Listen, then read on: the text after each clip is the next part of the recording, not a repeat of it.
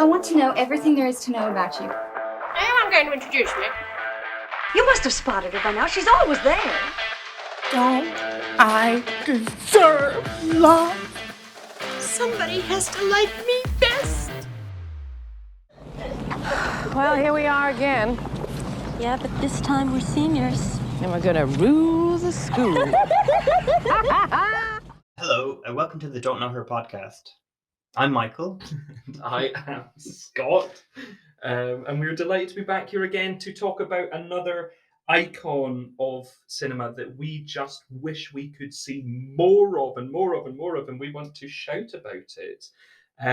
But we don't have to shout so much this time because very excitingly for us, and for the first time ever, 23 episodes in, we are recording this in the same room. So if you've been listening the whole time thinking, but you're always in the same room, then surprise, we weren't, but we are now. Until now.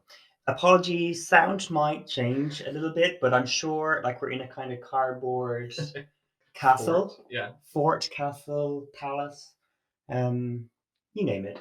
But yeah, we're delighted to be here, and he says, and delighted to be talking about this person. Yeah, absolutely. The one and only Stockard Channing, the irresistible Stockard Channing.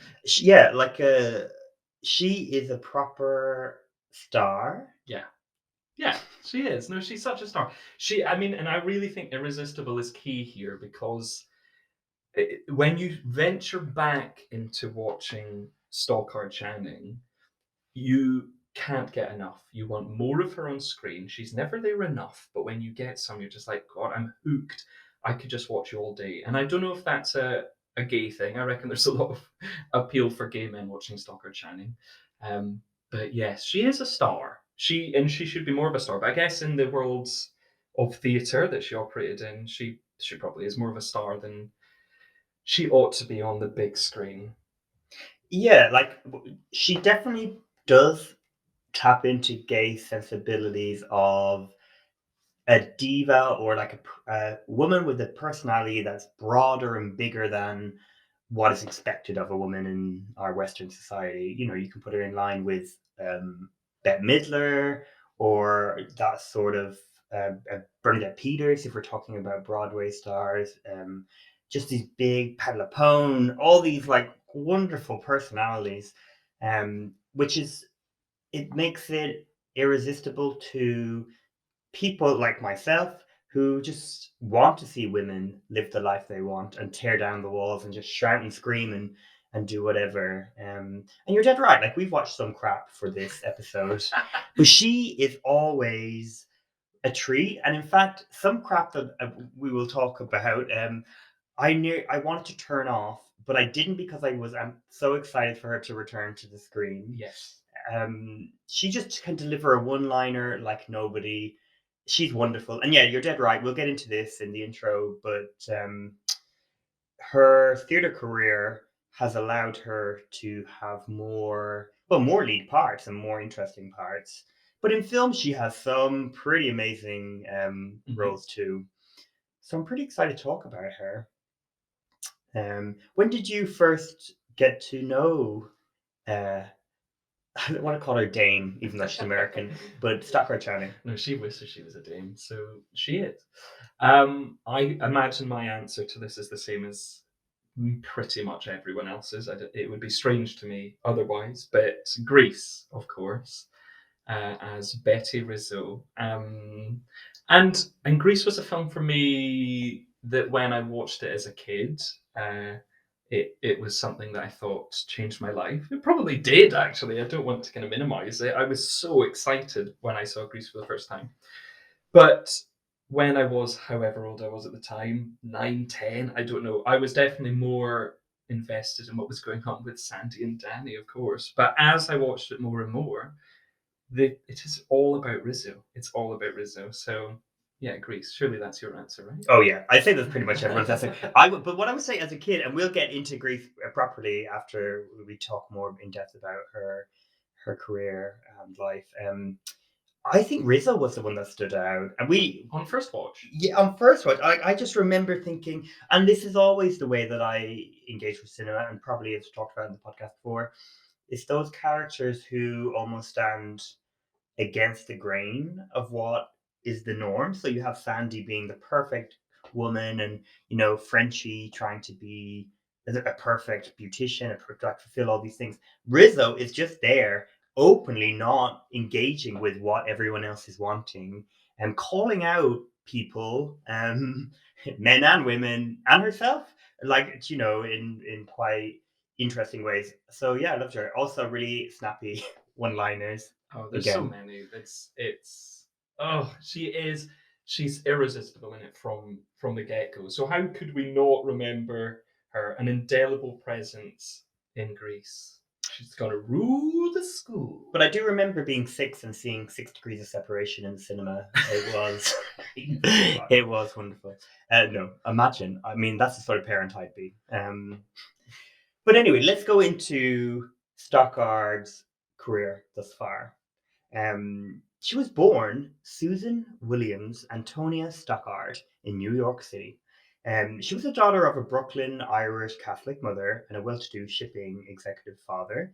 It seems like he was really successful, so they had a very comfortable life, it sounds like. She talks about going and being brought to the musicals and her family like embracing all of this, so it's kind of in her veins from a very young age. She talks in an interview, she was talking about seeing Elaine Stritch on stage, talking about being to a gay people interviewing her, like giving them what they want, and all this wonderful time. Her life sounds amazing, and which this is awkwardly moves on to me saying her father passed away when she was 16, which is not funny, and her life was hard. Of course, everyone has awful shit happening. So that's pretty tragic at 16, and left her a sizable estate. I try not to laugh. Oh my goodness. It is not funny. I do not know why I'm laughing. No. It was a while ago now. Anyway, she attended these like amazing, I don't know what you'd call them, but primary schools here in Ireland. In Ireland, in you're the in London UK. now, sir. Sorry, that's what I'm getting confused. UK or in Ireland, she'd call it primary school. She's in these fancy, like a boarding school, and she goes to Radcliffe College and majors in literature and history, and really then went for an acting career. So her stage debut, or her kind of first professional gig, was in The Investigation in 1966. And this is with the Experimental Theatre Company of Boston, and she was involved with many productions there. She goes to Broadway in 1971 as a chorus member in a musical version of Two Gentlemen of Verona. And 2 years later takes over the lead in that when it goes to LA. So she has loads of theatre credits around this time. She was in a revival of Arsenic and Old Lace. She was in Elaine May's adaptation Next, and was doing pretty well. At the same time, makes her TV debut on Sesame Street. She's in like these 3 short bits about numbers, and she's going out with an artist who, in different ways, is thinking about the number, and she's basically, her role is like the painter's victim, but she wants to eat a sandwich, and he's trying to get to the number 2 or 3. It's all just very kind of silly child stuff, but it's very sweet, and she's so young, and like it's just so lovely to watch her in them. But she gets a proper debut in the TV movie The Girl Most Likely To ... which is written by Joan Rivers, and this is huge in America. Yeah. So this is 1973, and it's a Cinderella story. So the start of it is her, and in such heavy prosthetics, as being like really the ugliest person you've ever seen. Like, it's so grotesquely over the top. She has an accident, and then when they take off her bandages, she is gorgeous. Like, she's absolutely gorgeous. I thought I was going to watch 10 minutes of this thing. I watched the whole thing, was obsessed, loved it. So campy and silly and everything. I did go into it thinking it was a Joan Rivers life story, which it isn't. But it's very fun. So this was really put her on the map, and then she gets small parts in films at the time, like The Hospital and Up the Sandbox with Barbra Streisand starring in that. But these are small parts until 1975, when she's in Mike Nichols's Yeah. the film The Fortune by Mike Nichols, starring Warren Beatty and Jack Nicholson. Like, three men that are really on top of their game. She gets a Golden Globe nomination for Best Supporting Actress. The film itself is a flop, but it had high expectations. So her career, interestingly, doesn't like launch the way that it might have if it had been successful financially and critically. But she's keep working, and then, of course, at the very youthful age of 33, she gets cast in the part of Rizzo in Greece as a high school student. Hugely successful. I mean, I don't know what is there to say about Greece that people would know, but what a huge hit then, now, all the time. Like, it's just a constant sort of part of film culture, or like more than film, like kind of just culture in general. Yeah, absolutely. It kind of, she talks about it hindering her career because she's seen suddenly as this, I don't know, like not even commercial entity, but something cheap like Greece. It's so sad. Nowadays you wouldn't really get that. Like, I'm trying to think, you get Zendaya or Michelle Williams, whoever, in The Greatest Showman. It doesn't hurt any of their careers. But back then it did.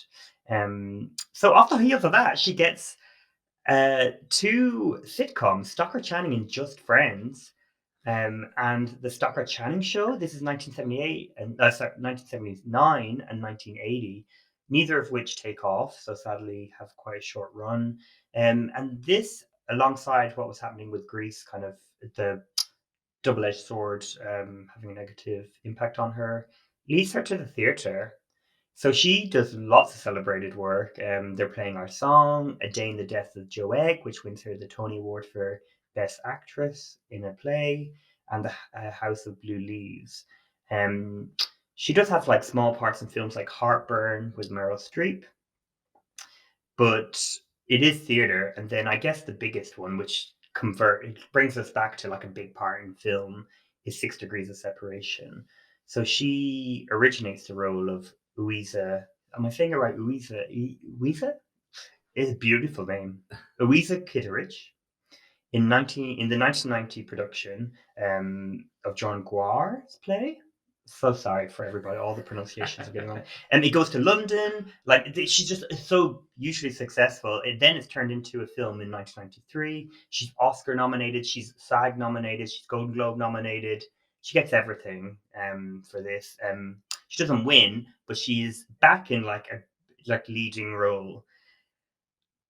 What that transpires into is just a whole load of supporting roles in films like Tu Wong Fu, Up Close and Personal, First Wives Club, Practical Magic, Where the Heart Is. And this continues kind of until like the late noughties, or not late noughties, like 2005 time. Her only other lead role, really of note, is The Business of Strangers in 2001, which is kind of wild. Yeah, it's so strange. I don't get it. And we will talk about this movie with Julia Stiles. Of course, on TV, people will know her very well for lots of things, but like The West Wing, where she plays Abby Bartlett, the wife of Martin Sheen's president. Out of Practice, The Good Wife. She has 13 Emmy Primetime nominations and has won twice. And I highly recommend, if you ever wanted like a little cheer up, watch her win for the West Wing. It's very sweet. I think she genuinely is shocked that she's won over like, more mainstay people in West Wing for her. I guess she probably sees it more as a cameo. Yeah. Like, she's not in every episode of the West Wing, but does win Best Supporting Actress and deserves it. And yeah, well, theatre though is where she's, continuously working. She like until December there, a few weeks ago, in 2021, she was on the London stage in a play called Night Mother. So why would she not be going back? She has 7 Tony nominations and has 1 win. She's just wonderful. And just to say, because I've not made it that explicit, like on stage, she goes between musicals and plays like this. She's not, what's the word, like stereotyped in the theatre that way. So it's just like a gift for her to be able to do anything. I feel like in theatre, hopefully she could call someone up and be like, do you know what? I want to do this. Or somebody thinks of her and it just happens and there's budget. And I don't know. This is my dream world of Stockard's theatre career. Yeah, I think so. I think to an extent, I would hope she has that. I mean, she feels like a thesp. Like, And she's spoken about in interviews that even though she maybe didn't have the same dramatic training as other actors, perhaps, that from being brought up seeing Maggie Smith on stage and other greats, she felt like she lived as an English stage actress, and never pretended to be that. But I think she sees herself in that way, and I think that's fair. I think she's made quite an impression on stage in America and here in London on the West End as well. Um, yeah, I would hope so. I would hope she has that, as you say.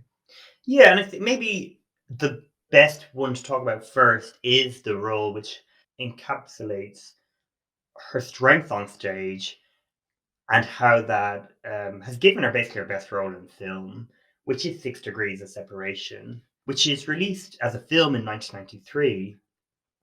It stars herself in the lead role, Mhm. Stockard, Donald Sutherland as her husband, and Will Smith. And Donald Sutherland and Stockard Channing are a couple, a very wealthy couple, and they are trying to woo Ian McKellen to invest. They're doing their best. They're getting ready to go out. There's a knock on the door. It's Will Smith who is bleeding. He claims, he's very charismatic. He claims he's Sidney Poitier's son. Yeah. And long story short, they have dinner. They let him stay. They bring him into his life, but he is not all is what it seems. He is not Sidney Poitier's son. He robs them. Like he basically robs them, but in a way that's not detrimental to their own safety. Like he doesn't put them in harm, and he also doesn't like take more money than he needs. How would you word it? Like he doesn't. He could take anything. He could like this. Basically, they have so much money they won't miss this money that he's taking. No, it's more of like a game to him. I think he's trying to create this web, which you then discover later in the film as you note that they bump into their friends, and the whole setup of the film is around those two recounting the story, and as they recount it to their friends who are as wealthy and well-to-do as they are, they have the same story to tell. So he's been doing this around town. So it's almost like he's spinning a web. He's not necessarily interested in how much money he can get out of the situation. I think it's something about status more than anything. Yeah, and the impact is like on the flip side to Donald Sutherland and Stockard Channing. They don't care about the money. It's that their pride has been hurt.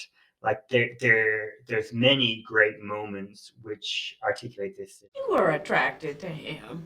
Oh, please, cut me out of that pathology right now. Attracted by his youth, his talent, and the embarrassing prospect of being in the movie version of Cats. That, yes. Did you put that in your Times piece? And we turn him into an anecdote to dine out on like we're doing right now. And Will Smith's character, like that connection that's between him and both of them, but particularly Stockard Channing, is like glorious. Do you know, like you understand why it's okay. And then towards the end of the film, and this is where I like this performance to me is it's amazing throughout, but this I'm like, oh, this is hypnotic to watch her. She's at a dinner party and she's been asked to recount this story again, and she's like, How do we keep what happens to us? How do we fit it into life without turning it into an anecdote? With no teeth and a punchline in your mouth over and over years to come. Oh, that reminds me of the time that imposter came into our lives. Oh, tell the one about that boy. And we become these human jukeboxes, spilling out these anecdotes, but it was an experience. How do we keep the experience? and you just think, oh, like you're dead, like you're so right. Like, what is all of this? I don't live in a world like that where, because it is a high society thing and could easily, I think, in the hands of other people creating it, could have felt alienating. But really, it's just about how we make sense of our story, of our lives, and how we communicate with others about it, so that it's like, and without what she and the play and want to figure out is like, how do we not minimize our experiences and belittle them and just make them into this kind of trivial thing when something meaningful happened to her and she can't quite make sense of it. Yeah, it's It's a really interesting film. So this was the second time I watched this, and the first time was only about, say, a year and a half ago. Um, and at the time, I thought it was good, but I think I went into it thinking that it was a drama, and therefore finding it quite slight, and waiting for kind of her moment where she was going to have this big, I don't know, turning point scene or any of them, but it was all just quite slight, and I couldn't work out why it wasn't landing with me fully. But then I watched it again, and this time I appreciated it so much more because immediately, and therefore I don't know why I didn't the first time, I saw it as a comedy, as I think it primarily is, and found it way more delightful and therefore way more interesting. Every beat made more sense. The writing and the approach to telling the story made sense. So it has come from a theatre play. I imagine the script is fairly unchanged. I can't imagine them making a lot of changes in there because it does feel like a filmed play in many ways. Not in a bad way. I still think it's cinematic and interesting as a film, but it captures that, and it feels like in the dialogue does feel like it has come out of a play script. The energy is wonderful, and she is so good in it because I think even though she's been playing on this stage, I can imagine she played it very similarly, and you've got to admire the nuance that she brings to a part where I guess there is something loathsome about them. It plays with your sympathies, this film, because they are being robbed, but they have so much money, they have so much wealth, it shouldn't even matter to them. And then the whole film is them like recounting the story, whether she likes it or not. Um, and you're kind of like, God, it's these people are quite shallow. And then Will Smith's character, for a while, you think, oh, I can't bear listening to you pretending and trying to prove yourself to them. This is all really embarrassing. And then you're like, but that's the point. That's exactly what the film's trying to do. So I think it's way more clever than I thought it was the first time I watched it, just because I didn't quite get it. And I appreciated her even more. I did the first time, but I thought it was such an interesting and fun performance to watch. Yeah, like it's a three-hander, but her ability, well, it's her character that is the one trying to make sense of Yeah. it in a larger way. And Will Smith's character is kind of just in the motion and is not able to control himself. And Donald Sutherland is just happy to kind of make money out of it. Like he gets a lot of investments out of it. Should say Ian McKellen is also there, which I found hilarious, seeing as he's also offered a part in Cats and just get it in the end, however many years later. Oh gosh, that's so great. The way they talk about Cats. Someone is directing a film of Cats. Don't be snooty. Well, you've seen it?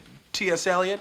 Yes, years ago. It was a benefit for some school or disease. What? Surely they can't make the movie of Cats. No, of course they can.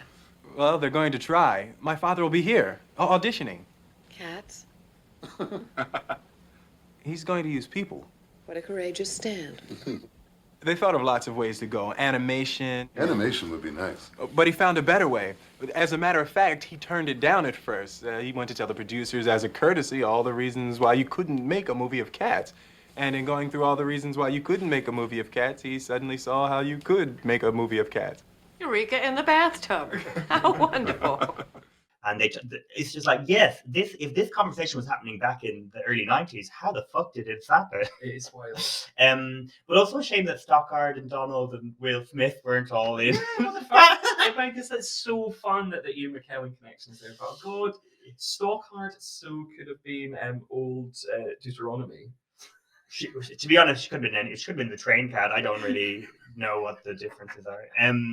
But no, I think it's really good. I think it's just really, yeah, it's a film I'd recommend. It's not essential or anything, but Will Flag. This is the film where Will Smith refused to kiss another man on screen, which is really strange. The way they shoot it, I guess it kind of maybe suggests they kiss, but knowing that he didn't agree to it, it's like he's so far away from the man. It's so awkward. But necessary, this kiss. So I appreciate how difficult that would have been for the filmmaking team to have Will Smith not do that. So homophobia is attached to it in a different way. But yeah, I really liked it. And yeah, like yourself, really happy to to rewatch it. And also, like, so delightful that it's an Oscar-nominated role. Yeah. Because it does, like, its dramatic bit is really her at the end saying, like, what are we thinking of? But she's not, like, that year Holly Hunter is nominated for, or wins for The Piano, which is a huge performance. Angela Bassett, who we just talked about, nominated for What's Love Got to Do With It. Like, these are big roles. Oh, yeah. So to see something like this nominated is really sweet. No, it's nice because it is a very complex part, I think. And it's unusual watching this time also because at the end, she has her moment. It kind of comes back around to her. The film finishes, it closes out with her. And I find that a little confusing in that I felt like the film hadn't really risen enough to make it look like it was her thing. It still did feel consistently like the three-hander. But I'm glad and I respect the choice for still doing that anyway. But her arc is very interesting because I was wondering throughout if her sympathies for him and her approach to him in her life and where he places, I was never sure if it was like deceptive or genuine, that maternal side. What did you think it seemed? Oh yeah, I bought it. And also there was a part of me that, like, Will Smith's character is basically looking for a home, like looking for meaning in a different way to the wealthy couple.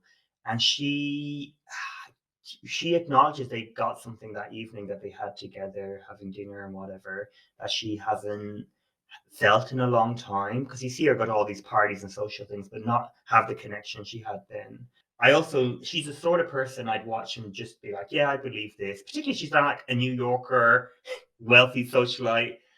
I can buy Stockard Channing in this way. Yeah, and this is one of too few times in my opinion where you do get to see her being the tremendously talented performer of like comedic farce. In that theatrical way. Her theatricality plays out so well here, and we do see it a few other times in her film career, but not often enough. I mean, where they think, or where they have been robbed, but they're trying to work out how badly they've been robbed, they are scrambling about the house and squawking, and she is delightful in that, so I appreciate that. She knows how to squawk.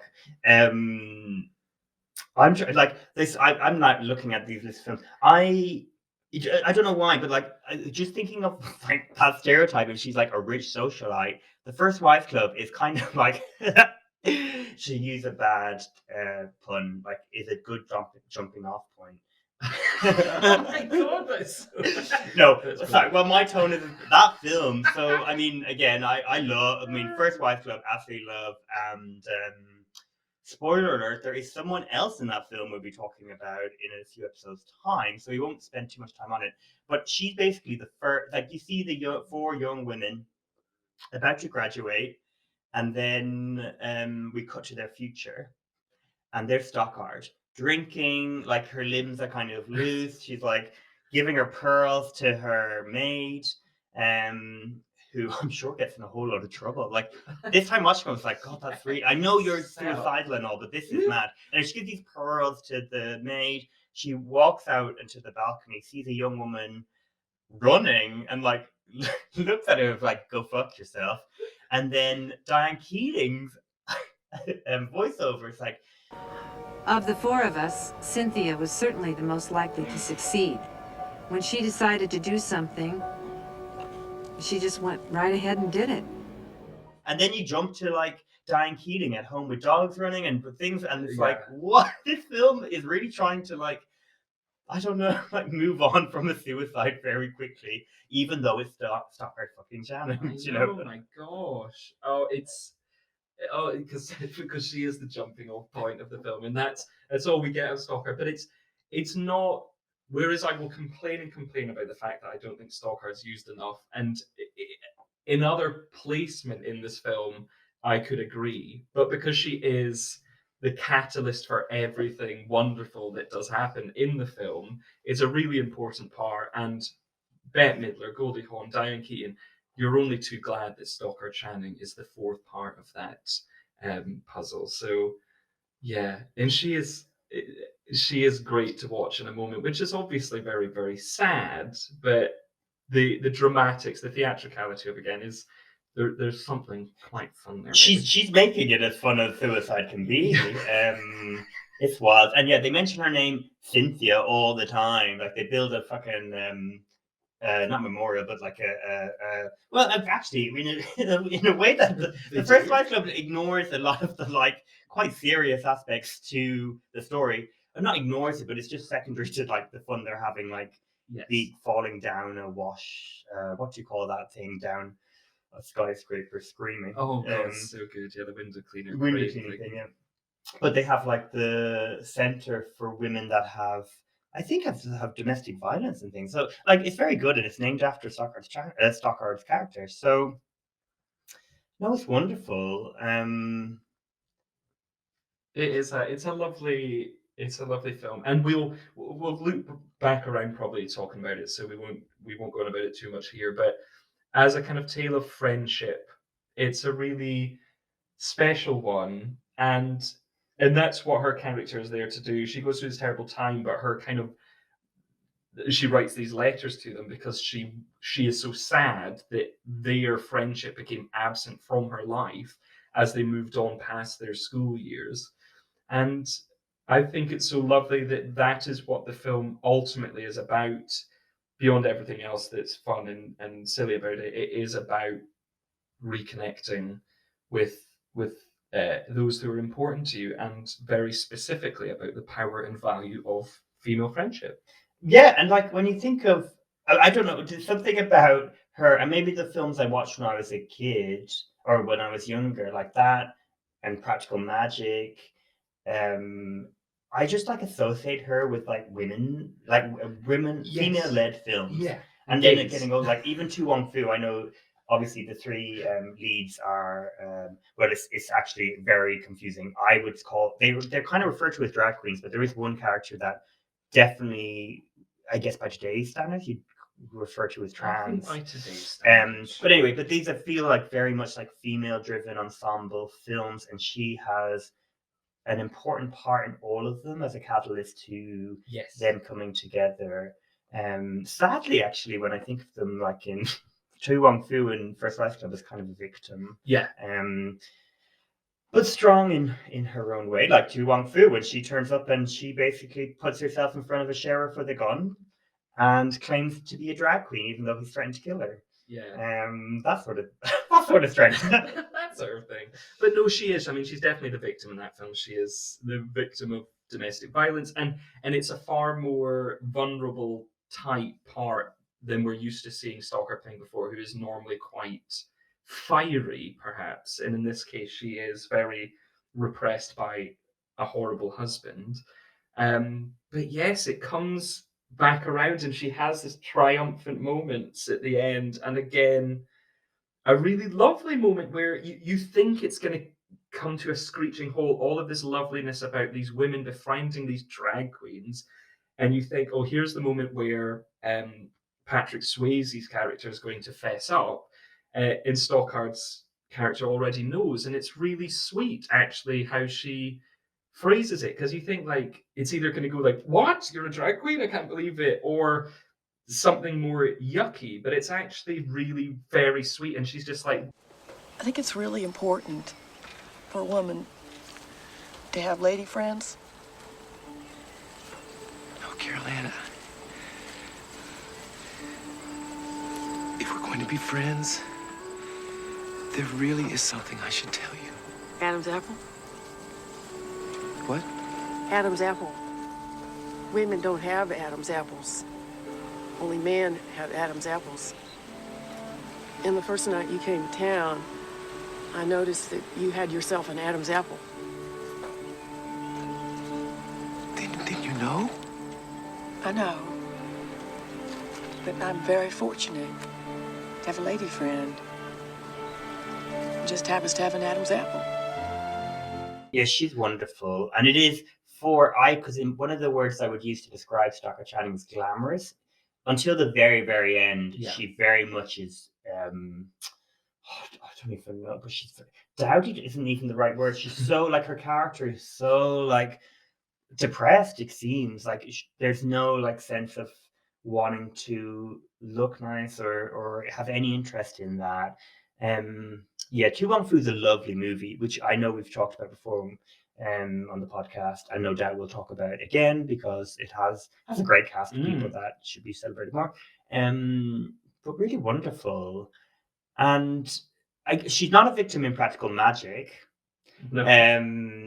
She is. So I haven't watched this film in years, Okay. and my memory of it, because of me being me, I was like, oh, Diane Wiest and Stockard Channing, who play the aunts of Sandra Bullock and Nicole Kidman, are going to like our lead parts. Like they're like not lead, but they're big in it quite often. And they're not like it's really just it is the story of these two sisters, Sandra Bullock and Nicole Kidman, um, who are very different. Nicole is wild, and actually, what a joy to watch Nicole Kidman be Yeah. that free on screen. Mhm. I feel like there's something she's so aware of her, or this is what I really into it, but it seems like she's so much more aware of her performances now. You would not get such a loose sort of like it's like a breath of fresh air to watch her. And then Sandra Bullock as this very uptight sister. And then you have these aunts played by Diane Wiest and Stockard Channing, who basically are there at the start for exposition. You know the only curse in this family? She's sitting right down there at the end of the table. Your Aunt Fanny. Oh, come on, Jenny. Even you have to admit that any man who gets involved with an Owens woman is bound to end up 6 feet under. And they pop in and out basically to be like, be careful. They do have a wonderful, and they do like educate them and not educate them, help them at the end to save them from the dastardly magic spells that they cast on this man that I remember from ER vaguely. And yeah, like they have a great margarita party. That's my highlight of the film. And overall, like fine, but I just like, whoa, I really thought Diane Wiest and Stockard Channing had something to do. Oh, I agree, but I also disagree. I think they are so much fun in this. And yeah, they're maybe not in it as much as we'd like them to be, but hey, when you've got Nicole Kidman and Sandra Bullock as the leads, it's great either way. I hadn't watched it in years either, but I thought it was fucking bliss to go back to. I mean, surely millennial gays everywhere cannot resist this film. Everything about it is so nice. The music, all of the kind of Faith Hill tracks, This Kiss, and all of that as they're frolicking about in autumn in wherever it is. Like, Nicole Kidman singing Joni Mitchell, like there's like it's so wonderful. oh, it is so great. Aidan Quinn looking dreamy. Oh yeah, fucking lovely. So much things you can take off, but it's so much nostalgic glee. And I don't know that I even watched it in the 90s, but it captures the 90s and this kind of not romantic cinema, because it's not even so much that. It is mostly about a sisterly bond and a family bond. But it captures the 90s and that kind of frothier 90s heartwarming films in such a beautiful way. Like I think it's a kind of time capsule piece now, and opening it, I found myself getting fully swept into it and feeling exactly that time in filmmaking, that kind of cinema, and it's wonderful. But I love Stockard Channing and Diane Wiest in this, but especially Stockard Channing. Don't hit me. Because, I mean, the film opens with her voice. Stockard Channing's also got the most gorgeous speaking voice, so narrating anything is gorgeous, and she has done that quite a lot in her career. And it just pulls you in straight away along with the score. The score for this film, I think it's Alan Silvestri who did it, and it is just heavenly. Oh, her attitude, everything about it, I love it so much. And I even found the writing and the setup really great. I think it loses its way at the end as it meanders too much into the sillier side and chaotic side. But I think the setup in a way of talking about a sisterly bond, I think is really beautiful, actually, and not something you see enough. It's basically because they're witches and they have this connection. It's like when they're in pain, they call out to each other and they just know they have to be there for each other. And I just thought it was so lovely. And yeah, Nicole and Sandra get such fun lines. You really should stop smoking so much, Joan. Why? I'm probably gonna get life. I should smoke 2 at once. It'll shorten the sentence. I think it's really fun. I had a good time. Yeah. No, it is a fun movie. I think I don't know what my memory was. It was just, I don't know.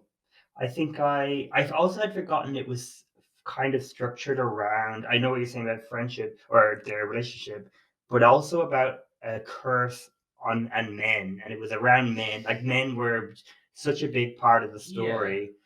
And I don't know, I was like, oh, can we not just make the story about Diane Wiest needs help, or I don't know. Yeah, right. But this is the movie I want to see. I'd love, like, Diane Wiest needs, to decorate something, or she needs to sell Avon products in the street and like do whatever. Completely, and that's why I would gladly go back into this world. And I think now, if they were looking back on it and going, could we go back here? They would, and I think they would focus on the women and specifically those characters, because the aunts.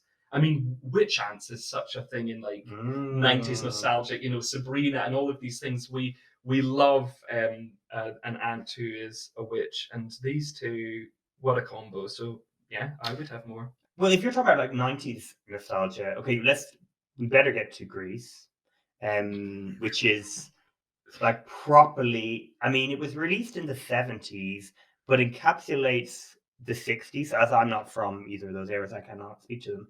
But it's like so nostalgic for the past, like, and it would have been recent past, I guess, then.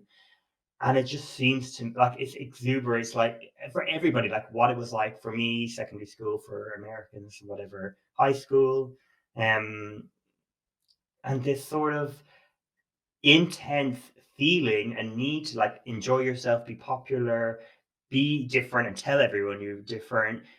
Join like what identity means, and in a way, because of the way it's set, the way that it deals with it quite simply and like superficially is totally true and totally accurate, because that's what most people experience. So like, if you did want to, I don't know, be a cool kid, you couldn't do athletics.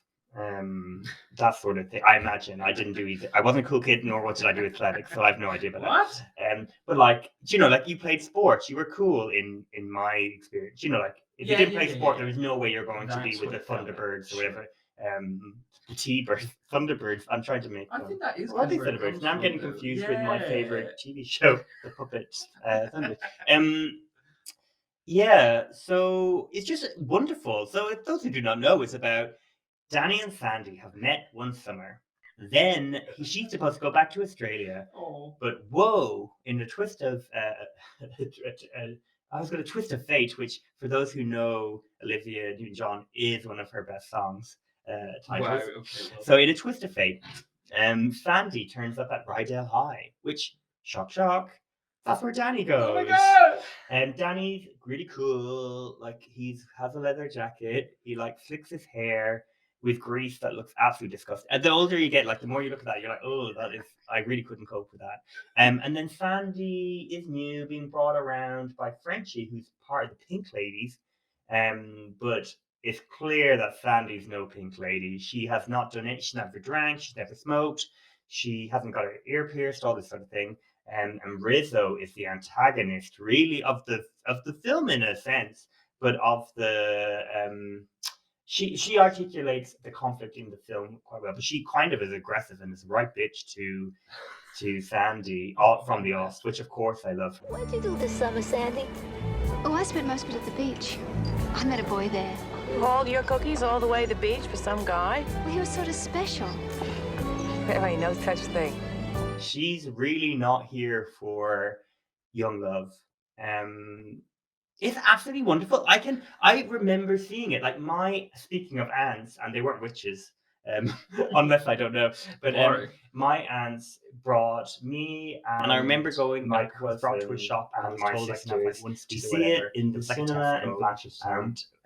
It was packed, I remember, and then my aunts were so excited to see this film. I don't care about it, and it was just so amazing. I staged versions of it in my little sitting room with my cousin and neighbors and stuff.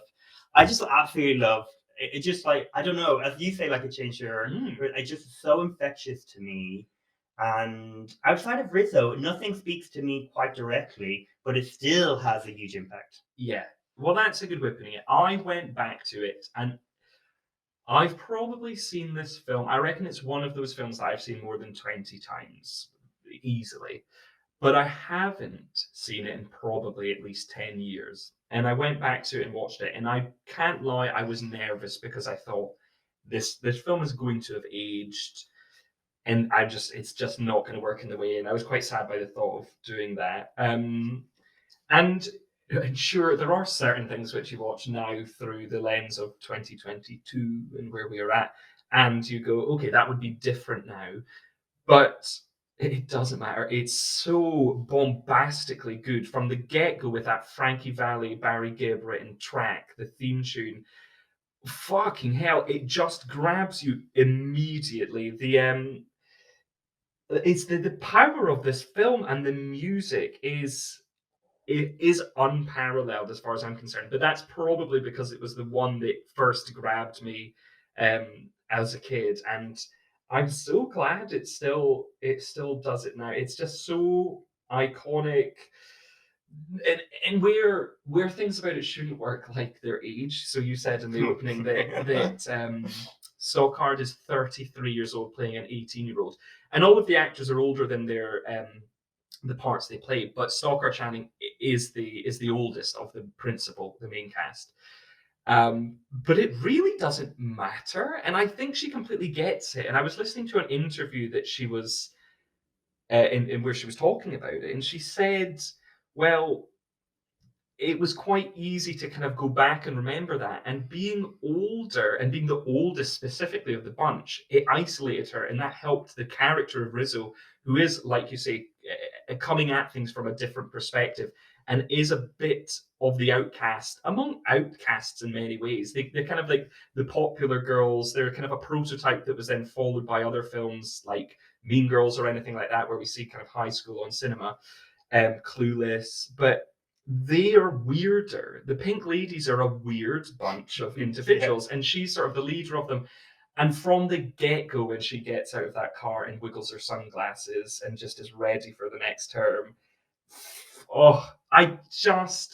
it bowled me over again. I love it so much. And she is the best part of a film, which is full of really terrific and so memorable, so many memorable things, but she is the best of it all. Yeah, there's like a real sense of hurt or something in her performance. Yeah.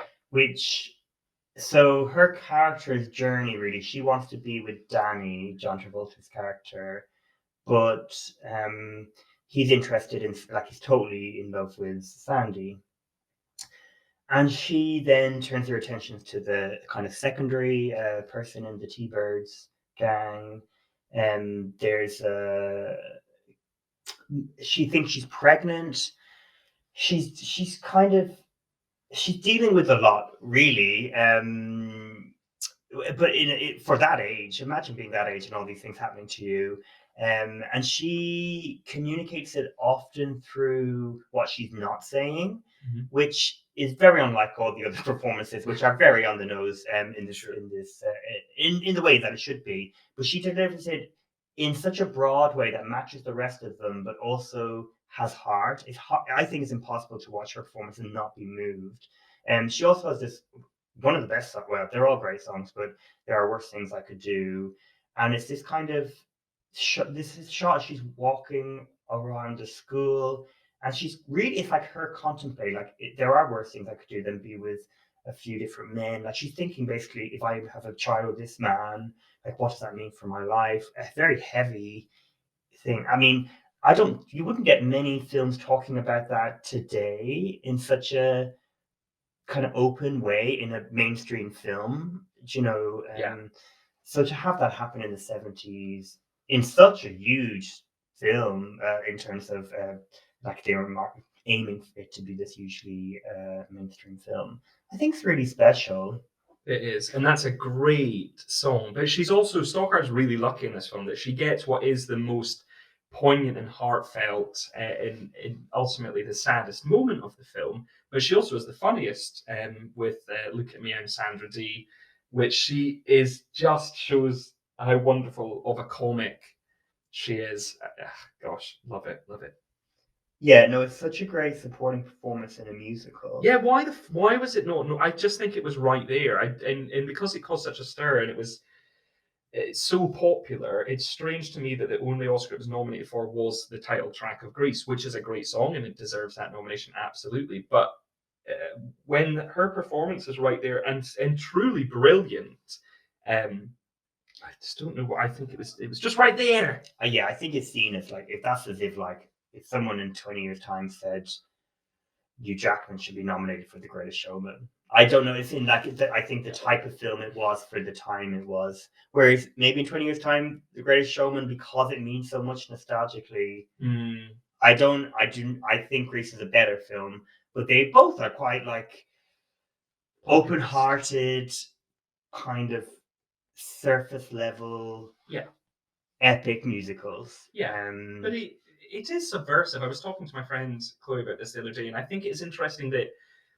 whereas other films of its type would kind of be more on side with the kind of the virginal character of Sandy, played by Olivia Newton-John, and it's not kind of dismissing her, but it kind of does kind of side with them and kind of being quite sexually open. I think it was quite progressive in its presentation of sexuality in some ways, and didn't shy away from that, which I think is nice. And also, I think when it came out, actually, weirdly, it maybe had an 18 rating, whereas now it's like PG. But it's maybe just because it was like, oh my goodness, they're championing the sluts. How dare they? Yeah, it is a thing. Like, if I was watching it with a child, I would say, you know, a woman shouldn't have to, or anybody shouldn't have to, sexualize themselves in a way that would make them uncomfortable for someone else's joy. Like, and I think this is something the film is not trying to explore, nor cares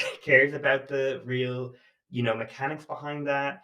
Because her evolving from like a very prim woman to like I mean, one of the most like iconically sexualized images in film is quite a thing. So I totally agree with you. I'm just also like, I'd have to think way more about that to have a real opinion. But I would hope one day I look as gorgeous as Olivia Newton-John at the end of that movie. So that's it. However you want to look at it, sure. That's all I want. I guess I should wrap up and go on to the quiz in the future and stuff. Are there, like, I really want to touch on this anything else. This Woody Allen movie, which in many ways is crap and actually quite, regardless of your opinion of Woody Allen, I think you would think that this was misogynistic and it has jokes about like rape and things like that, which are not in any way okay or funny. But Stockard Channing in it, so this is a story of Jason Biggs and Christina Ricci, but both of them are not giving great performances. And enter Stockard as Christina's mum, and she's going to live with them. And she basically has a great time. She brings a piano. It's so good. She has all these one-liners. Woody Allen brings in a gun. A rifle? I'm not living in a house with a rifle. Don't worry, Mom. It's leaving. No. Okay? It's going. No, it's not. It's not leaving. It's not leaving. Falk, perhaps we should rethink the whole concept of self-defense. I don't understand. Mrs. Chase, is it unreasonable to own a fire extinguisher, even though you'll probably never use it? Stop calling me Mrs. Chase. My name is Paula. I'm not your goddamn school teacher. Absolutely brilliant in it, and her part is delightful and irresistible, and there's no wonder she would have wanted to do it, and she absolutely smashed it. To me, she was hilarious. I was laughing out loud every time she was on the screen, from the moment she walks into the apartment to the moment they leave and move on to the next scene. I thought she was so much fun, and she just completely got this part. I think it's sort of something she probably knows very well anyway. It was but the beats, like she comes in after like she's gone on a date with this guy, and then she's like, they're going to sleep, the Christina and Jason, and she's like, Just saw Elaine Stritch on Broadway. She was great. You want some cocaine? The way she delivers that line, like, and so many of them, it's just so good. Yeah, I actually have watched most Woody Allen movies. I never watched this.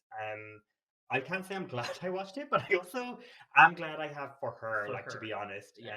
Definitely. It's so much fun and makes me wish there was more of her getting to do it, because you're right, those beats, she just lands them. It's so good. And that's actually, this is a quick one, because I know you rightly wouldn't watch this and I did, and there's a reason we couldn't find a copy anywhere. I basically listened to it as if it was a radio play. But Isn't She Great? Which is great. Bette Midler, Nathan Lane film, which is terrible, absolutely terrible, so bad. But Stockard comes in and gives one-liners and almost makes it bearable when she's in it. God, pearls. Black and white pearls. pearls for Jackie? Irving, if a man bought me those pearls, not And only there's a would I reason have we sex couldn't with find a him, copy I anywhere. would I basically enjoy listened to it as if it was a Then radio she play, leaves and you're stuck with and this very so bad, heavy-handed Stockard kind of comes in and gives one-liners and almost Beaches makes wannabe, it bearable. or for those who, like and me, she have leaves seen and you're For the stuck with Boys, this which very Bette Midler was nominated for an Oscar heavy-handed for, like kind of this other kind of epic melodrama. It just Beaches doesn't work. wannabe, Or for those who, like me, have seen For but the she's Boys, amazing. which She's great Bette in Midler was it. nominated for an Oscar for, like this other kind of epic Is there anything melodrama. else? It Oh just well, I doesn't mean, work. hey, It's are you going to try and move Um, on? But she's Well, you amazing. just She's done great the- in the it. best of the whole bunch. Oh my god, I forgot about this. Is there anything else? I Oh, like well, I Smoke, mean, but I guess hey, we won't have are time. you But gonna try and no, I move forgot. I on? forgot Which one were you gonna talk about? her The last best leading of the role. whole She won the bunch. London. Oh my god, I Critics forgot about Award this. for Best Actress. I Did like you? Smoke, but I guess we won't have time. Whoa, But no, I that is forgot. I forgot fascinating. the 2001. her last leading role. She won the London Business of Strangers. Critics. I want to say Award for Space Best Odyssey. Actress. That would be Did amazing. you? But it's not. She's in Whoa, that is fascinating. Business of Strangers, 2001. which was released in 2001. Business Star- of Strangers. co-starring I want to say Space Julia Odyssey. That would be Stiles. amazing. The But it's not. greatest She's in performer Business. I Business bought of this on Strangers, which was DVD. released in 2001. It is currently on my Star- shelf, sitting beside All About co-starring Eve, Moulin Julia Rouge, and The Great Beauty. Right where it belongs and just above his Liza Minnelli I bought this on records. DVD. Holy shit. What a It is scene. currently on my shelf, sitting beside All it's About Eve, absolute Moulin crap. Rouge. It and is- The Great Beauty. it is It is like it is belongs so just bad. above his Like it's not Liza as bad as Minnelli Bette Midler records. films, Holy like, shit. but it is. What a scene. So it's the It's sort of absolute movie crap. that was made at It a time is- where like it is, like it is so bad. You know, like it's not as bad as American Bette Midler cinema films are, had but some it money is to make small movies if they so had it's somebody the sort of movie like that Julia was made at Stiles a who would have time been where like successful there at was the time. you know, American from, cinema had How to some Lose money Guy in to 10 make Days. small Oh, no, How to Lose movies Guy in if 10 they Days. had What is the somebody film? like Julia Stiles who would have been successful. The Taming of the Shrew. The 10 Things I Hate About You? How I Hate About You. 10 Things I Hate About You. Sorry, I'm getting confused. I don't know what I even. How to Lose a Guy in 10 Days. The Taming of the No, Shrew. the Great. 10 Things I Hate About You? How I Hate About 10 You. Things I Hate About 10 You. Things I Hate About You. Sorry, I'm probably getting Save the confused. Last I Dance. Was that I don't know what. Anyway, How to Lose a she Guy in 10 Days. was Okay, big, so they probably movie. could make this. Great. And it's about this woman who who thinks thinks she's she's going going to to be be fired from probably her Save the job, Last Dance. Was that then? as like Anyway, vice she president, and she's she big, so they probably could make this. goes And it's about this woman, and who she's thinks supposed to be going supported by Julia fired Stiles, who's from her late job to this um, meeting. as like she's the vice So president. she and fires she, Julia Stiles on the spot. goes Cut and to she's a few supposed hours to be supported later, by Julia Stiles, Stockard who's has late been to this meeting. not fired, but So offered a she promotion. fires Julia To Stiles see on the you. Oh, spot. no legs. Exactly.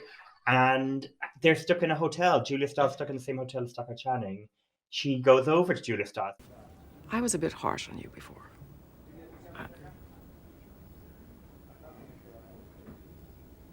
I lost my temper. Don't worry, you're not fired. I'll call Terry in the morning. I don't really care. It's just a money job. I was rough on you. I was stressed. I'm sure you were. Ladies? Let me buy you a drink. Okay. Martell XO Supreme. That's $20 a glass. I'll have a double. Same. What happens from that point on is like you could play like a game, like everybody in a room write down what they think is going to happen over this night, and I don't know if many people would guess.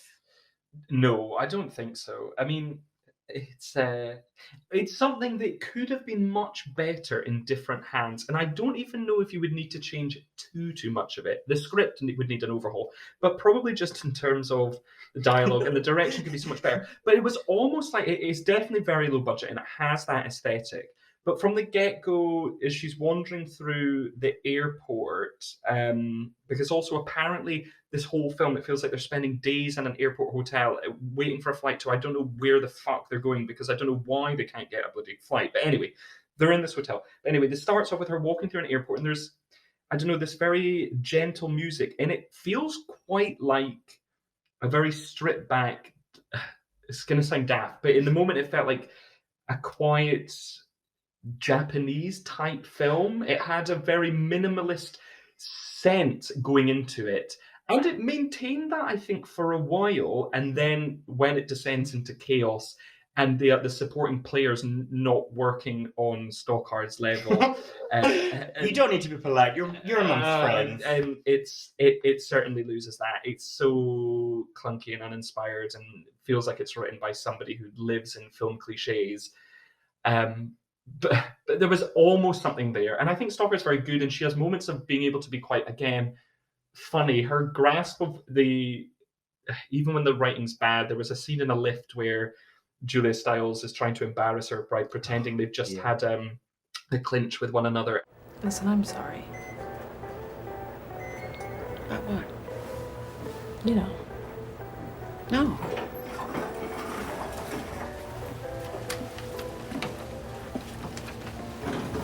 I just wasn't in the mood. For what? You know. No. Before. I don't know what you're talking about.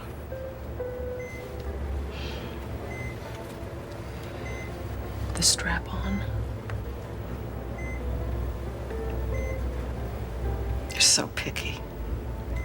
Just a little weird. No, yeah, I'm just trying to add a little spice. Excuse me for trying. No. I'll get used to it. So it's interesting. It could have been so much better. But I'm so delighted to see it. Yeah, Stockard is great in it. Like, she's the reason it's in any way watchable. Yes. I think Julia Stiles gives one of the worst performances I've ever seen. It's horrible. There's this, something that happens in it. There's a man who they drink with, and he is knocked out by Julia Stiles. She drugs him. And the reaction to this is poorly written, but it's by Julia Stiles. I just cannot get over. I just can't wrap my head around the performance. What do you want to do with him? I don't know. You said that you wanted to teach him a lesson. I didn't think he'd 5 minutes later be passed out at half dead. We didn't talk about it. No, that is the painful truth right now. Don't have a fucking cow. I'll have a fucking cow if I feel like it. I can't believe this is happening. I can't believe I let you do this to me. Me? Yes, you. He's fine. Just let him sleep through it.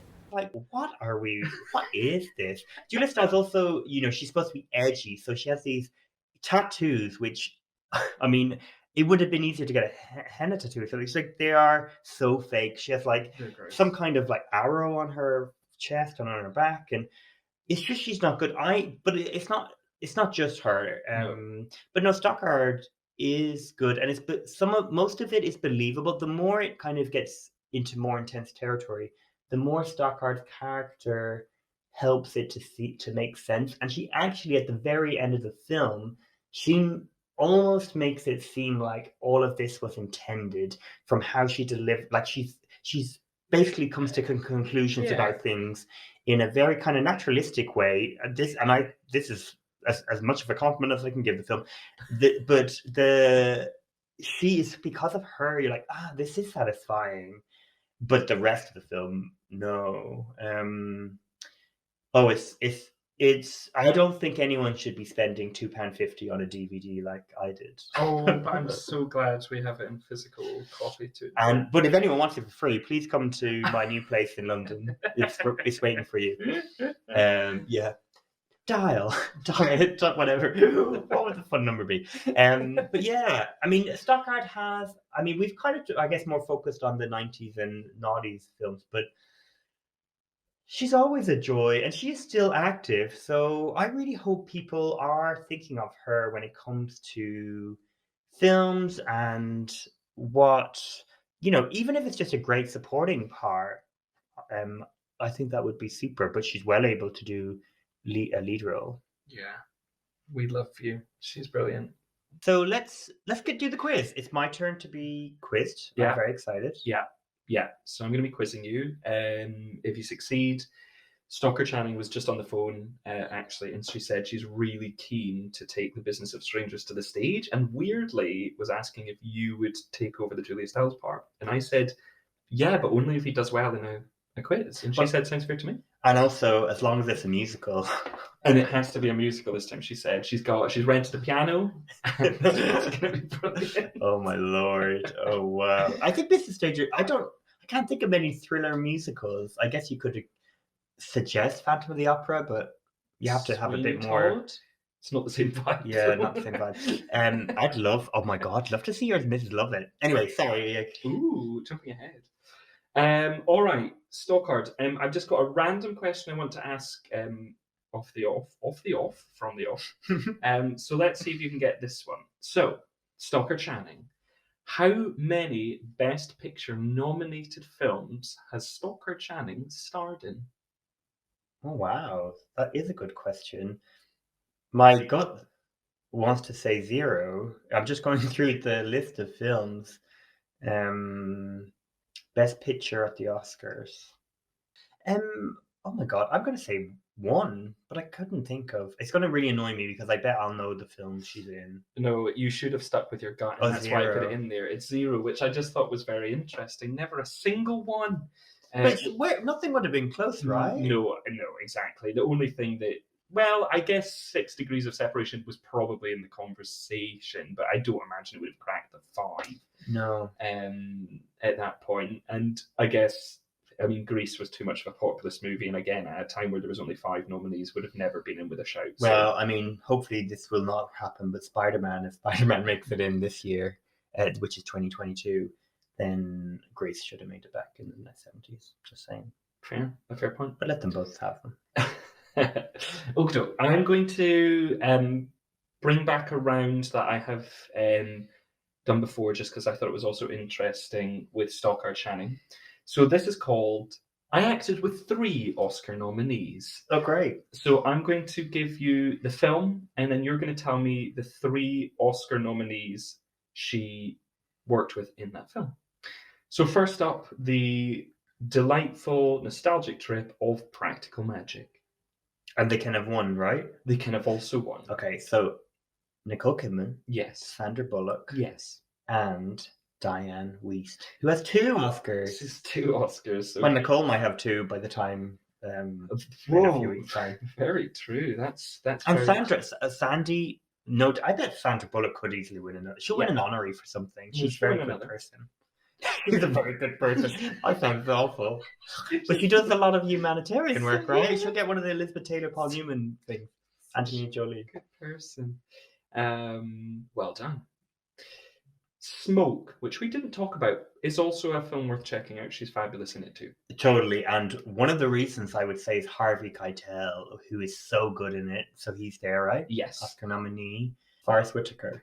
Forrest Whitaker, yes, the man with a hook, Forrest Whitaker. And William Hurt, who is a multiple Oscar nominee, but won for Kiss of a Spider Woman. You got it. That's when Raul Julia was right there in a better performance in the same movie. But anyway, yes. Oh, okay. Hot takes from Michael. There's no smoke without fire. That was a hot take. I wish that was an Olivia Newton-John song title. In fact, it could be. I'm not that much of a thing. It's right there next to Xanadu. Yeah. 6 Degrees of Separation. Will Smith. Will Smith. Oh no, Donald Sutherland is not an Oscar nominee, and this breaks my heart every time I remember. No, that's right. Absurd. I would have nominated him so many times. Ordinary People, Pride and Prejudice. Yeah, even 6 Degrees if he was supporting actor. Don't Look Now. Oh my god. There's just so much good stuff that you could nominate. All Olivia Newton-John song titles. She'd be great as a song, Don't Look Now. And Sir Ian McKellen. Sir Ian McKellen. So we've got Will Smith and Sir Ian, and we've got one left. Oh, sorry, my counting is off. I need that Sesame Street video. My lord, who else is in that movie? So this is much harder. Is it not for acting, this nomination? No, it is. Oh. It is. These are all... This is much harder. So... Oh, it plays one of the children. Oh, no. No, not one of the children. God, I just watched it there a few days ago. He's one of the friends who's also found themselves in a similar situation. God, I can't guess. Maybe you won't actually know who this is. No, I don't think I will. Okay, in my mind, I would know the people that are jumping to mind, like F. Murray Abramson or someone. I would know that it was him. I don't know this person. So it's Bruce Davison, who was an Oscar nominee for the film Longtime Companion. Good for him. Good for him. Not good for me in my stage musical. No. Oh well, you were so close, but you fucked it there. Anyway. Well, Stockard, there's 3. Exactly, that's true. So you can plop her in anywhere. Grease. Joan Blondell. Joan Blondell. Who plays one of the women that are on the intercom. No, she plays... who does she play? She plays the waitress in the diner. Oh my god. Joan, I don't know you at all. Other Oscar nominees in Oh my God, John Travolta. John What a fucking Travolta, idiot. yeah. I'm like, who's the person that was in Pulp Fiction? John Travolta. And then kind of go back to what you were maybe thinking about. Well, this is maybe I'm getting confused, but I wouldn't know her name. But I know the Dottie one is an Oscar nominee, but I don't. No, I'm sorry, I meant the one that has her shit together. She's an Oscar nominee, The but I don't know. head teacher, yes. But I don't know her So name. that's Eve Arden. Oh, Eve Arden. Fabulous. Okie doke. And then this is going to lead us on to the final round. Spoiler alert. But also this one is not I've acted with 3 Oscar nominees. It's I've acted with 7. Can you tell me the 7 Oscar nominees in First Wives Club? Oh, gladly. Elizabeth Berkley. I love Elizabeth Berkley. I'd love to do an episode on her. One day you'll let me do that. We'll think about it. Okay, so we have Diane Keaton. Yes. Bette Midler. Yes. Goldie Hawn. Yes. We then have Marcia Gay Harden, who is merrily attacked by Diane Keaton in the film. We have, oh my God, that's so gonna annoy me. Aileen Hart. No, so close. But I know who it is. Diane Keaton's mother. But that's really annoying that I can't think of her name. Didn't she win for the Goldie Hawn movie? She did. Oh, Eileen Heckart. Yeah, Heckart. Never would have got that. No, but close So enough. that's 5. Eileen Hart. I think all you needed to add was X, so 5. We've Yeah. only got 2 more. Sadly, not Victor Garber. I'd absolutely wish he was. Sadly, not Victor. Not yet. Not Okay, so he should have won for Victor or for Mr. Andrews in Titanic. So the last 2 are both winners. Again, I just rewatched it. Obviously, Sergio Parker is not a winner. None of the husbands are winners. Who do they need? Did I say Maggie Smith? You haven't. Oh my said God, that. I've not said Maggie Smith. Oh my God, fork. Oh God.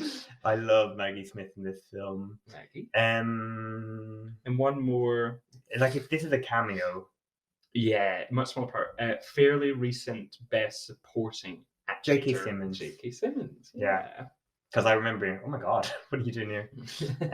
I cannot believe I nearly forgot Maggie in it. That is it. You absolutely smashed that one. And for you, so you shall be taken to the stage with Miss Stockard Channing in the musical adaptation of Business for Strangers. We could just reuse the song in Chicago. He had it coming. Like, that would be the dirty bone. Oh my gosh, exactly. Who needs to write new? We can just pick. Cherry picking. We'll call it... Well, it's a jukebox musical. Like, a jukebox musical of musical songs. The next Moulin Rouge.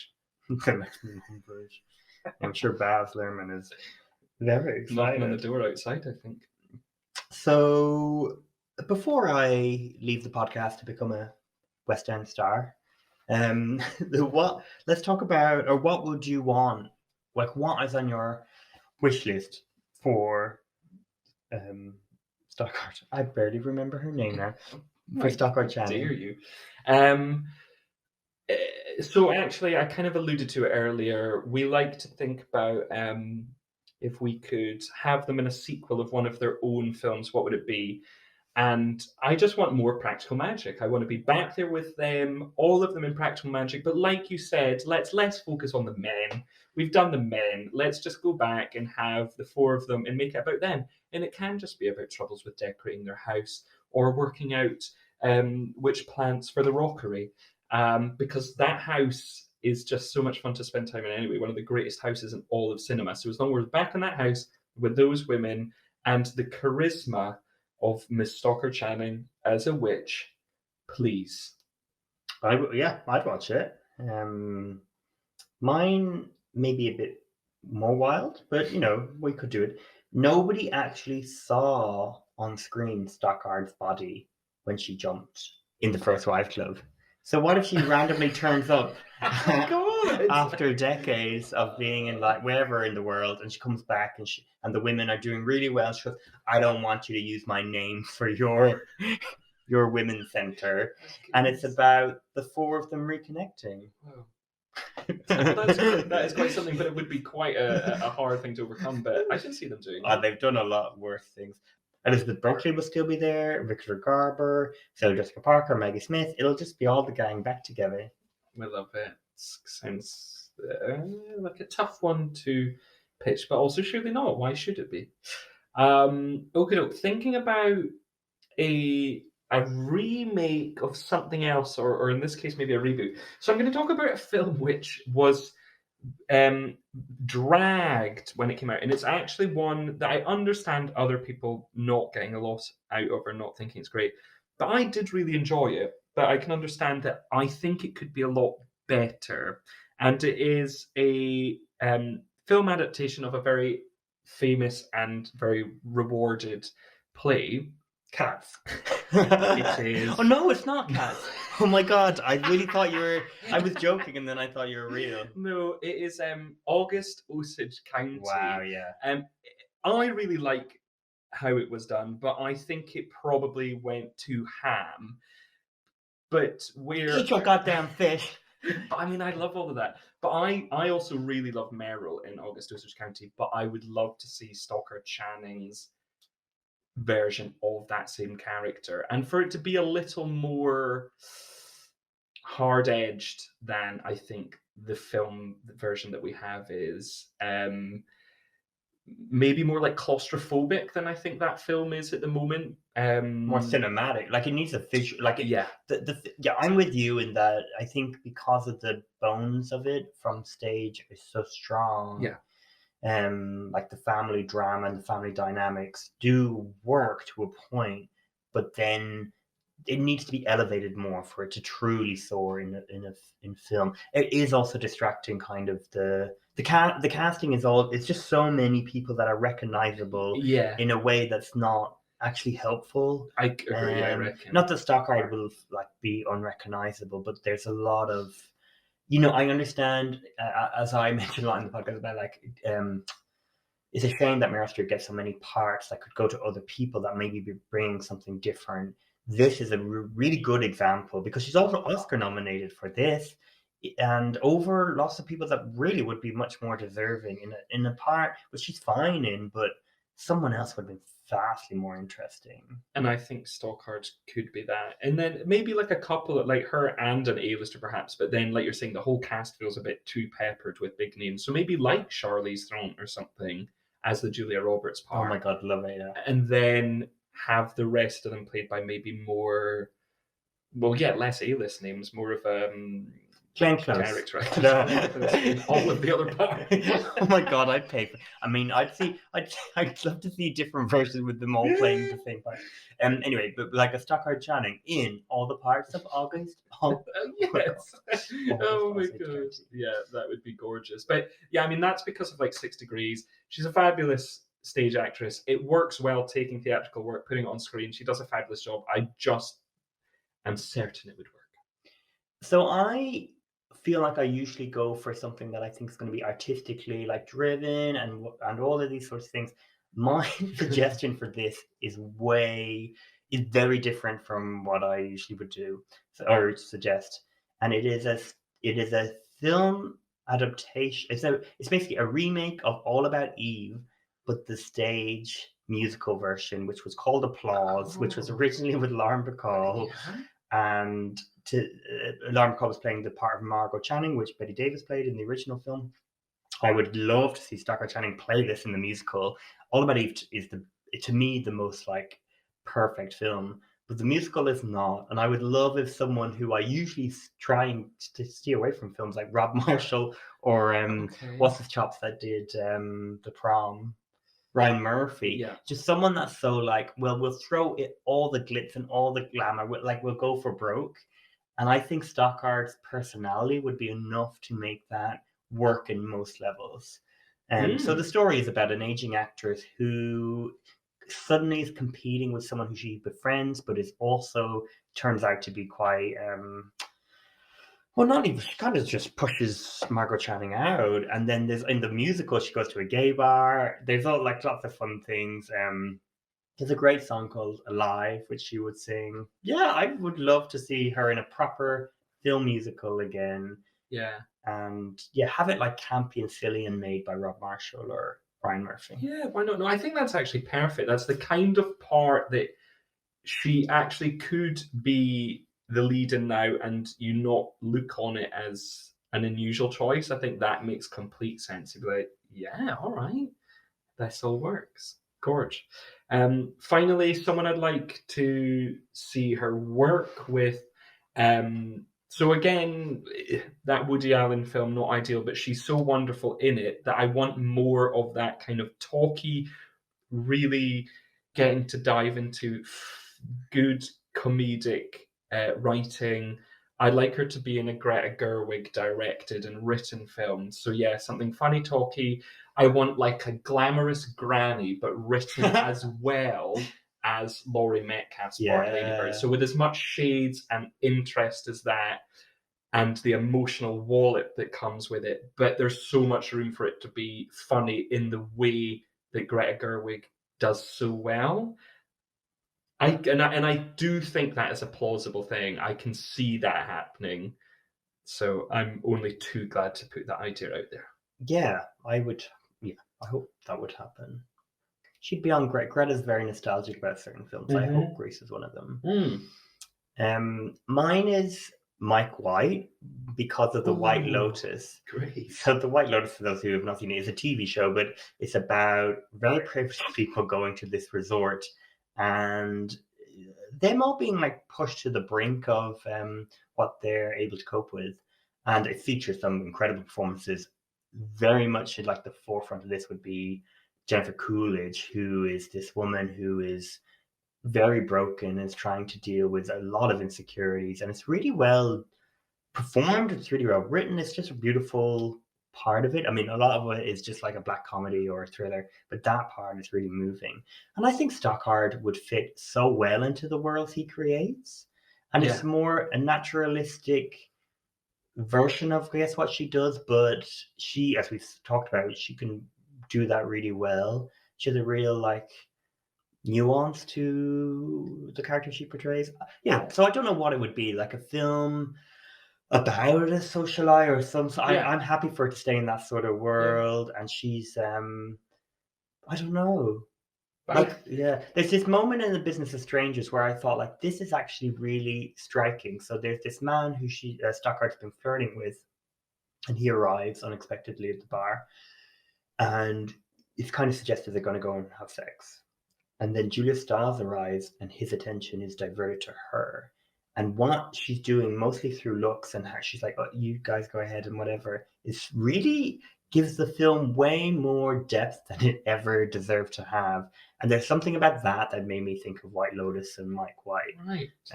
There's like a loneliness or an insecurity or a lack of power within a social dynamic that I think he would really latch onto. Yes. And he's so interested in a variety of characters and human stories, and he's written such interesting parts. I mean, Mike White wrote School of Rock, for goodness sake, but has then also written really wonderful small films like Beatrice at Dinner. So, yeah, gosh, that is a really wonderful idea. And he's always coming up with really interesting stuff that I can see that. That's good. Yeah, Mike White. I don't really know if Stockard will ever be in a film with a good part again. But I hope so. Yeah, I really do hope so. If not, she'll definitely be on stage.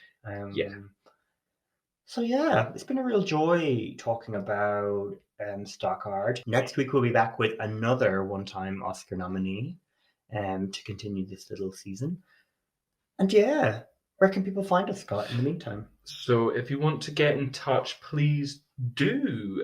We love hearing anything from you. You can catch us on social media on Instagram or Twitter at don'tknowher_boss. The boss. Don't know her _boss, man. Don't know her. Puff girl is what you mean. No, don't know her _pod. That's where you can find us. Or you can drop us an email if you have any suggestions, anyone you'd like to see, anyone you think we've missed and it's heinous we have done so far after 23 episodes. You can drop us an email at don'tknowherpod@gmail.com.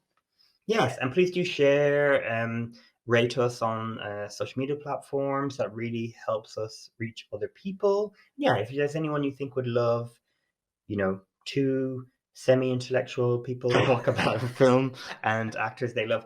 Share it on with them. But yeah, as always, it was a pleasure, Scott, and particularly being together. I know, weird. I can actually touch him right now. Boop. But yeah, until next time, where we may not be together. See you later. Bye-bye.